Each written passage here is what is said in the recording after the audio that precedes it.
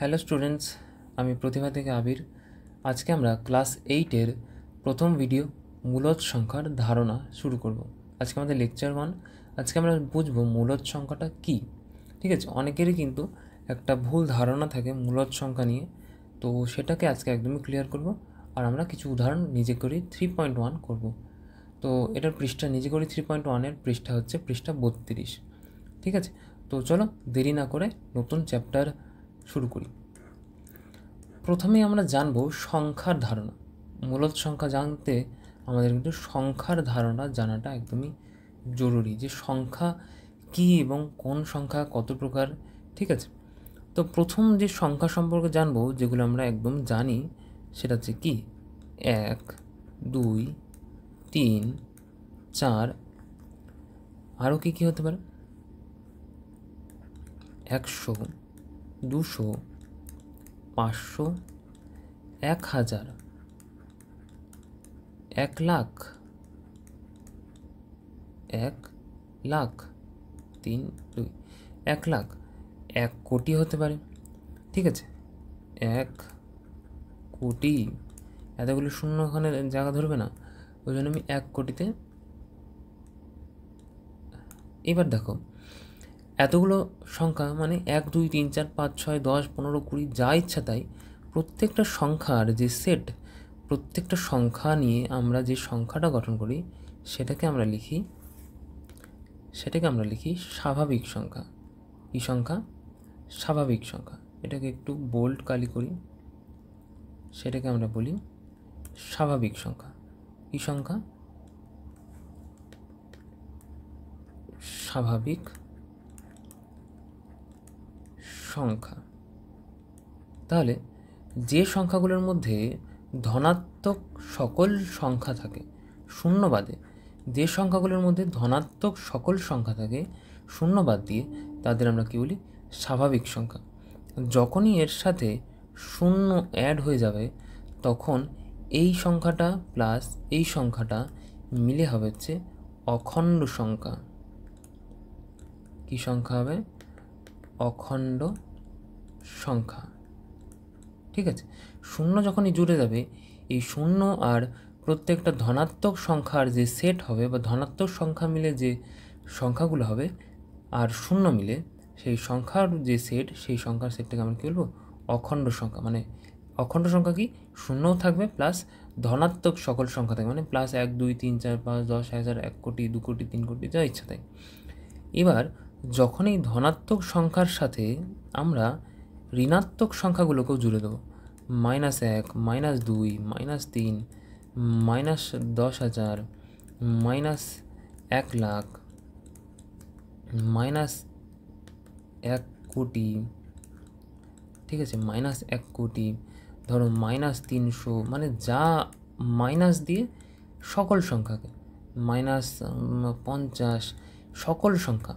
ঠিক আছে, সকল সংখ্যা মিলে যে সংখ্যাটি তৈরি হবে, যে সংখ্যার সেট তৈরি হবে, সেই সংখ্যার সেটটাকে আমরা কি বলবো?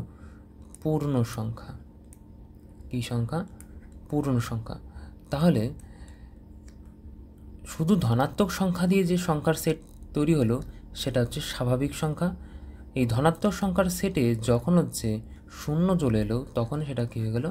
অখণ্ড সংখ্যা। ঠিক আছে, আর যখন অখণ্ড সংখ্যার সাথে আর স্বাভাবিক ধনাত্মক সংখ্যার সাথে, মানে ধনাত্মক সংখ্যার সাথে আর শূন্যের সাথে যখন মাইনাস বা ঋণাত্মক সংখ্যাগুলো চলে আসলো, তখন যে সংখ্যার সেট তৈরি হলো সেটাকে আমরা কী বলবো? পূর্ণ সংখ্যা। সেটাকে আমরা কী বলবো? পূর্ণ সংখ্যা। এইবার পূর্ণ সংখ্যার সাথে যখন আমি এমন কিছু সংখ্যা যোগ করব যেগুলোকে আমি p/q আকারে প্রকাশ করতে পারি, বা অত কঠিনের থেকে এমন কিছু ভগ্নাংশ যেগুলোকে ভাগ করলে মিলে যাবে, এমন কিছু ভগ্নাংশ যেগুলোকে ভাগ করলে কী হয়ে যাবে? মিলে যাবে। সেই সকল ভগ্নাংশগুলোকে নিলে যে সংখ্যার সেট তৈরি হয় সেটি হচ্ছে, দেখো 1/2, তারপর আর কি নিতে পারি? 7/5 নিতে পারি, ধরো আমি 8/5 নিতে পারি, এরকম নিতে পারি। ধরো 2/2 একটা সংখ্যা হতে পারে, যেখানে দুটো সংখ্যা ভাগ আকারে রয়েছে, এটাও একটা ভগ্নাংশ। তারপর দেখো কেমন হতে পারে? 1000 এরকম একটা সংখ্যা হতে পারে, ঠিক আছে। তো এরকম কিছু সংখ্যা যেগুলো ভাগ করে মিলে যাবে, এগুলো কি ভাগ করে মিলে যাবে, এইটা কিন্তু ম্যান্ডেটরি, ভাগ করে মিলে যাবে। এমন কিছু সংখ্যা যেগুলো ভাগ করে মিলে যাবে, সেই সকল সংখ্যাগুলোকে এই সব সংখ্যার সাথে যোগ করলে যে সংখ্যা পাই সেটা হচ্ছে মূলদ সংখ্যা, সেটা হচ্ছে মূলদ সংখ্যা। বুঝতে পারলে মূলদ সংখ্যা অ্যাকচুয়ালি কি, যে এক ধনাত্মক যে সংখ্যাগুলো সেগুলো হচ্ছে স্বাভাবিক সংখ্যা, ধনাত্মক সংখ্যার সাথে যদি শূন্য যোগ করে দিই তাহলে এই আকাশিটা আর এই কমলাটা মিলে হবে অখণ্ড সংখ্যা। এবার এই আকাশি, কমলা আর এই যে এটা কি রং, এই তিনটে মিলে হবে হচ্ছে পূর্ণ সংখ্যা, যেখানে ধনাত্মক সংখ্যার সাথে আমি ঋণাত্মক সংখ্যাগুলো নেব। আর এবার মূলদ সংখ্যা কোনগুলো, এবার দেখো যে সকল সংখ্যাকে আমি ভগ্নাংশের আকার, মানে যে সকল ভগ্নাংশকে আমি ভাগ করলে মিলে যাবে, সেই সকল ভগ্নাংশগুলোকে এই সব সংখ্যার সাথে নিলে তৈরি হবে মূলদ সংখ্যার সেট। অর্থাৎ মূলদ সংখ্যার যে সেট হবে এটিও কিন্তু একটা মূলদ সংখ্যা। 300কে আমি মূলদ সংখ্যা কেন বলছি, কারণ 300কে আমি লিখতে পারি 300/1 বা -300/1। আমি 200কেও মূলদ সংখ্যা লিখতে পারি, কারণ 200কে আমি লিখতে পারি 200/1, ঠিক আছে। তাহলে এটাও একটা ভগ্নাংশ, কিন্তু এটা ভাগ করে মিলে যাবে, তাই তো। 4কে লিখতে পারি 4/2, দেখো এটা উত্তর হবে 2, তাহলে 2ও কিন্তু একটা মূলদ সংখ্যা। তাহলে হিসাবে আমি শূন্যকে এভাবে লিখতে পারি 0/1, 0/1 করলে কথা হবে 0। এখানেও দেখো এটাকে আমি একটা এক ধরনের ভগ্নাংশের আকারে প্রকাশ করলাম, তাই 0 কিন্তু একটা মূলদ সংখ্যা, ঠিক আছে। ধনাত্মক সকল সংখ্যায় একটা মূলদ সংখ্যা, ঋণাত্মক সকল সংখ্যা মূলদ সংখ্যা, 0 একটা মূলদ সংখ্যা, আর যেসব ভগ্নাংশ ভাগ করে মিলে যাবে সেগুলোও কিন্তু একটা মূলদ সংখ্যা। তাহলে মূলদ সংখ্যার সেট কিন্তু অনেক বড়। এবার তাহলে আমি এখানে এইটা কেন লিখলাম যে মূলদ সংখ্যা হচ্ছে ভাগ করে মিলে যাবে, তার মানে নিশ্চয়ই এমন কিছু সংখ্যা আছে যেগুলো ভাগ করে মিলবে না। হ্যাঁ, অবশ্যই এমন সংখ্যা আছে যেগুলো ভাগ করে মিলবে না। আমি এখানে তাদের জন্য একটা বক্স করে দিচ্ছি। দেখো এখানে আমি লিখছি অমূলদ সংখ্যা। কি সংখ্যা? অমূলদ সংখ্যা। এটাকে আমি উপরে হেডিং করছি। এই সংখ্যার নাম হচ্ছে অমূলদ সংখ্যা। অমূলদ সংখ্যা। তাহলে এই সংখ্যার নাম কি? অমূলদ সংখ্যা। অর্থাৎ অমূলদ সংখ্যার মধ্যে এমন সংখ্যা থাকবে যেগুলো ভাগ করে মিলবে না। অমূলদ সংখ্যার মধ্যে এমন সংখ্যা থাকবে যেগুলো কিনা ভাগ করে মিলবে না। যেমন ধরো 10/3, 10কে যদি 3 দিয়ে ভাগ করি আমাদের উত্তর আসবে 3.333 ... মানে এরকম করে চলতেই থাকবে। ধরো পাই মানে হচ্ছে 22/7, একেও যদি ভাগ করো এটা অসীম হবে, মানে মিলবেই না কোনো দিন। যে কোনো √2, √3, √4 তো না, √5, √6, √7, এই প্রত্যেকটা সংখ্যা কিন্তু অমূলদ সংখ্যা। আর তাছাড়া কেমন সংখ্যা? ধরো 0.012, 012, এরকমভাবে 012 চলতেই থাকছে। তাহলে এই সকল সংখ্যাগুলোকেও কিন্তু আমরা কী বলবো? অমূলদ সংখ্যা। তাহলে অমূলদ সংখ্যার সাথে কিন্তু এই সব সংখ্যার কোনো মেল নেই, ঠিক আছে। অমূলদ সংখ্যা কিন্তু একটা আলাদা, অমূলদ সংখ্যা কিন্তু আলাদা, ঠিক আছে। অমূলদ সংখ্যা আলাদা। তাহলে মূলদ সংখ্যার মধ্যে কিন্তু সব কটি সংখ্যা বলছে, কিন্তু অমূলদ সংখ্যা কিন্তু একদমই আলাদা, যেসব সংখ্যাকে ভাগ করে মিলবে না, অর্থাৎ অসীম, আবৃত বা অনাবৃত। এখানে বলবো আবৃত অনাবৃত কী, সেটাও আমরা কিন্তু বলবো আবৃত বা অনাবৃত কী। মেন আমরা বুঝবো যেখানে ভাগ করে মিলবে না সেটা হচ্ছে অমূলদ সংখ্যা, ঠিক আছে। নেক্সট দেখো, তাহলে এখানে মূলদ সংখ্যা কাকে বলেছে? আমরা এখানে বেশিরভাগটাই মূলদ সংখ্যা সম্পর্কে জানবো। নেক্সট আমরা অমূলদ সংখ্যা সম্পর্কে জানবো। মূলদ সংখ্যা কি? যে সকল সংখ্যাকে p/q আকারে প্রকাশ করা যায়।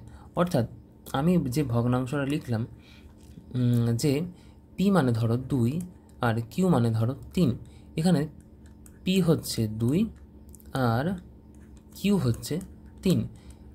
আর কি শর্ত বলেছে? যেখানে q শূন্য হবে না, অর্থাৎ নিচে 3 কিন্তু শূন্য হবে না। আমাদের দেখো q কিন্তু শূন্য নয়। এখানে কেন শূন্য হবে না বলেছে? কারণ 2কে যদি বা কোনো সংখ্যাকে যদি 0 দিয়ে ভাগ করি সেটা কি হয়ে যায়? অসীম হয়ে যায়। এটা অসীম হয়ে যায়, বা এটাকে এরকম বলতে পারো অসংজ্ঞাত।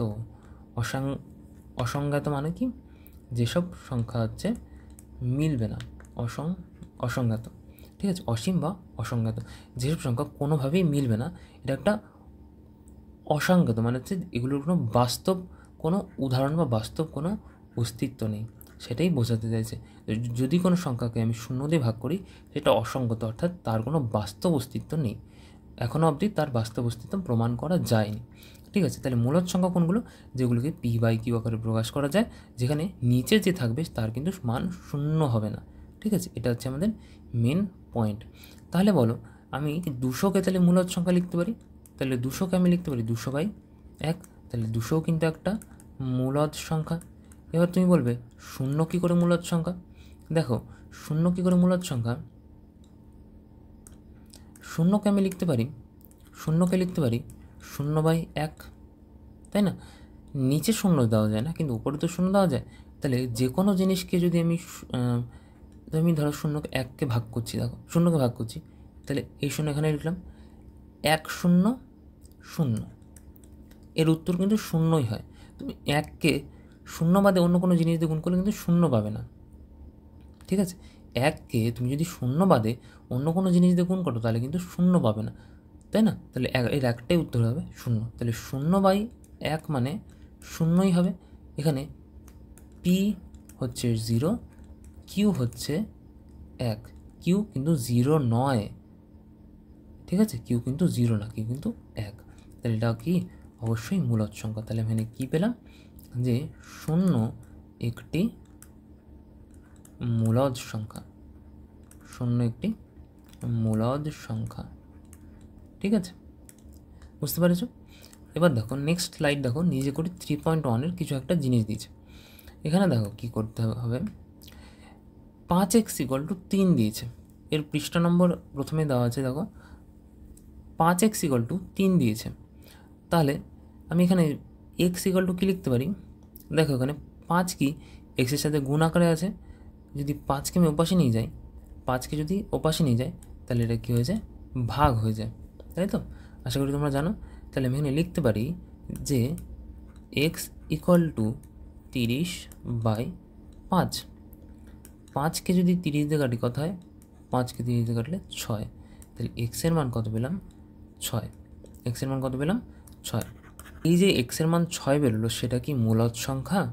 হ্যাঁ, এটা একটা মূলদ সংখ্যা, এটা একটা কি মূলদ সংখ্যা, কারণ 6কে আমি লিখতে পারি কি 6/1 লিখতে পারি, বা 12/2 লিখতে পারি, ঠিক আছে। তাহলে এগুলি ভাগ করে মিলে 6ই উত্তর আসবে, অর্থাৎ 6 একটি মূলদ সংখ্যা, ঠিক আছে। নেক্সট দেখো এখানে একটা অঙ্ক দিয়েছে, এটা কি করব, আগে লসাগু করব। তা দেখো 2 এখানে গুণ করব, ঠিক আছে। তাহলে এটা লসাগু শর্টকাট নিও, আমি তোমাদের পরে বলে দেবো যে এরকম থাকলে কি করবে, জাস্ট এটা দিয়ে এটাকে গুণ করবে, তারপরে এটার সাথে যোগ করে দেবে। তাহলে কত হবে, 2x যোগ x - 1/2 = 5। তাহলে কত হবে, দেখো 2টো x আর একটা x কটা হয়, 3টে x হয়, -1/2 = 5। এবার দেখো 2 এখানে ভাগে আছে, ওপাশে গেলে কত হয়ে যাবে, গুণে হয়ে যাবে। তাহলে আমি লিখতে পারি 3x - 1 = 5 × 2 = 10। এখানে দেখো 1 মাইনাসে আছে, ওপাশে গেলে 1 কী হয়ে যাবে, প্লাস, তাই না? তাহলে 3x = 10 + 1, তাহলে 3x = 10 + 1, তাহলে এটাকে লিখতে পারি, তাহলে 10 + 1 কত হচ্ছে, 11। তাহলে লিখতে পারি 3x = 11, x = 11/3। এবার দেখো এখানে 11/3 যে সংখ্যাটি হবে সেটা কি মূলদ হবে না অমূলদ হবে? তাহলে আমরা কী করে বের করবো, দেখো ভাগ করি, এখানে 11কে 3 দিয়ে ভাগ করি, দেখো 3 তিরিক্ষে 9, 2 দশমিক দিলে 0, 3 6 18, আবার 2 আসবে দশমিকের জন্য 0, আবার 3 6 18 আসবে, 2 দশমিকের জন্য 0, 3 6 18 আসবে। তাহলে দেখো এটা কিন্তু মিলছে না, এই 6 সংখ্যাটি বারবার করে আসতেই থাকবে, তাহলে এটা কি মূলদ সংখ্যা না অমূলদ সংখ্যা? বলো, এটা কি মূলদ সংখ্যা না অমূলদ সংখ্যা? এটা হচ্ছে অবশ্যই একটা অমূলদ সংখ্যা। কারণ কি, এর ভাগ কিন্তু মিলছে না। তাহলে 10/7 কি একটা 10/7 কি এই 10/3 কি একটা অমূলদ সংখ্যা। অমূলদ সংখ্যা 10/7 কি একটা অমূলদ সংখ্যা। নেক্সট অঙ্ক দেখো, এরকম একটা অঙ্ক আছে। দেখো কি করব, আমি এক্সগুলোকে এক পাশে নিয়ে আসি আর সংখ্যাগুলোকে অন্যদিকে নিয়ে যাই।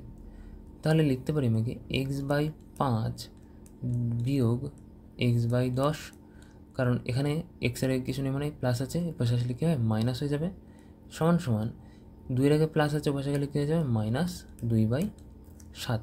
এবার লসাগু করো, 10 আর 5-এর লসাগু কত হয় 10 হয়।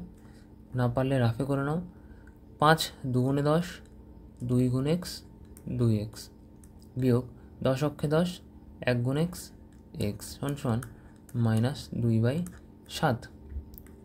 দুটো এক্স থেকে একটা এক্স বাদ দিলে কত হয়, একটা এক্স হয়, বাই 10 = -2/7। এবার দেখো 10 এখানে ভাগে আছে, এ পাশে গেলে কী হবে গুণে হবে। গুণে কার সাথে, 2-এর সাথে গুণ হবে। ঠিক আছে, 2-এর সাথে গুণ হবে। তাহলে লিখতে পারি x = -2 × 10/7। তাহলে x = -20/7। এবার দেখো এটা সসীম হবে না অসীম হবে বের করার একটা খুব সহজ নিয়ম হচ্ছে, তুমি যদি নিচে 5 বা 2 পাও তাহলে ভাববে সেটা সসীম হবে। ঠিক আছে, 5 বা 2 পেলে ভাববে সেটা সসীম হবে বা বলতে পারো মূলদ সংখ্যা হবে। তাহলে এখানে দেখো 20/7 আছে, এটাকে আমি ভাগ করছি, আমি নিচে অন্য জায়গায় ভাগ করছি। দেখো 20/7, তাই তো? তা দেখো নিচে আমি একটা ভাগ করছি 20/7 কত হচ্ছে, দেখো 20/7। তাহলে এটা ভাগ করলে কত হবে, দেখো 20, 7 2 × 14 হবে, 6 দশমিকের জন্য 0, 7 8 56, 4 দশমিকের জন্য 0 40, 5 7 35, 5 7 35, 5 দশমিকের জন্য 0, 7 7 49, 1 দশমিকের জন্য 0, আবার 7 অক্ষে 7 হবে 3 দশমিকের জন্য 0, 30 হলো। আর দেখো এবার হচ্ছে 7 অক্ষে 7 দিলাম, এবার 4 7 28, 2 দশমিকের জন্য 0। দেখো এইখানে যে 20 এসছে সংখ্যাটি, এখানে যে সংখ্যাটি 20 এসছে সেই সংখ্যাটি এখানে এসেছিল না? তাহলে অর্থাৎ এর 8 থেকে 4 সংখ্যাটি আবার কি করবে, রিপিট করবে। 8 থেকে যে 4 সংখ্যাটি সেটা কি আবার রিপিট করবে, মানে এরপর হবে 8 5 7 1 4, এরকম করে বারবার কেউ রিপিট করতে থাকবে। তাহলে এটা কি মূলদ সংখ্যা হলো না অমূলদ সংখ্যা হলো, বলো? তাহলে এটা অবশ্যই অমূলদ সংখ্যা হলো। তাহলে এটা কি অমূলদ সংখ্যা, লিখে দিন, এটা হচ্ছে অমূলদ সংখ্যা। অমূলদ সংখ্যা, ঠিক আছে, এটা হচ্ছে অমূলদ সংখ্যা। দেখো এই অঙ্কটা আমি নেক্সট পেজে করছি। x/4 1/2 1/2, x/4 1/2 1/2 এখানে করছি আমি। দেখো x/4 প্লাস 1/2 = 1/2, এটা হচ্ছে আমাদের লাস্ট অঙ্ক। এটা হচ্ছে আমাদের 4 নম্বর অঙ্ক, IV এর অঙ্ক। ঠিক আছে, কী করবো দেখো, হাফ এপাশেও আছে হাফ এপাশেও আছে, তাই আমি এটাকে লিখতে পারি x/4 সমান এই হাফ মাইনাস এই হাফ, কারণ এই হাফ এপাশে প্লাসে ছিল, পাশে গেলে কী হয়ে যাবে মাইনাস। তাহলে -হাফ কেটে কত হবে 0। তাহলে x/4 সমান 0। তাহলে x সমান 4 ভাগে আছে, পাশে গেলে কী হয়ে যাবে গুণে। তাহলে 4 × 0, তাহলে x এর মান কত হলো 0। আমরা একটু আগে জানলাম 0 মূলদ না মূলদ, 0 হচ্ছে কি মূলদ সংখ্যা। 0 কি মূলদ সংখ্যা। তাহলে আজকের জন্য এইটুকুই, আবার পরের দিন মূলদ সংখ্যার দ্বিতীয় একটি অংশ করব। আর আগে যে অঙ্কটি করলাম, অর্থাৎ এখন যে অঙ্কটি করলাম, এই অঙ্কটি হচ্ছে 4 নম্বরের অঙ্ক। এই অঙ্কটির জন্য তোমাকে কিন্তু পুরো ভিডিওটা কমপ্লিট করতে হবে। পিটিও বা PCV, please turn over or please complete the video. তো ঠিক আছে, তো চলো আমরা আজকে মূলদ সংখ্যার চ্যাপ্টারটি শেষ করলাম। আবার দেখা হচ্ছে অন্য একটি ভিডিওতে।